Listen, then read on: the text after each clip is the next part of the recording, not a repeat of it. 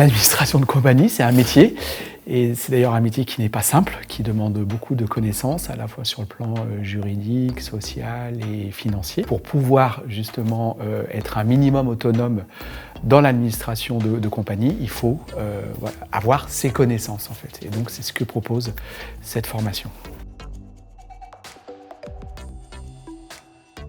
Donc, il y a la question juridique. Voilà, on va aborder par exemple la question des droits d'auteur, la question des contrats également.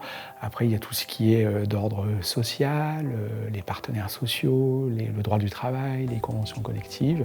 Et puis après, il y a une partie qui est évidemment très importante, qui est la question budgétaire. Voilà, construire un budget, un plan de trésorerie, monter un dossier de subvention. Voilà, donc c'est une formation qui est à la fois descendante, puisque moi je donne des informations, mais qui est aussi construite beaucoup sur l'échange. C'est-à-dire que les stagiaires vont me poser des questions sur leurs problématiques, auxquelles je vais répondre. Et ce qui est intéressant, c'est que les problématiques des uns servent aux autres, en fait. Donc c'est vraiment construit aussi sur l'échange d'expériences, de pratiques, de problématiques, et c'est ça qui est vraiment intéressant. Il y a une dimension également pratique, puisque notamment sur la partie financière et notamment dossier de subvention, on va travailler sur des études de cas que j'ai préparées.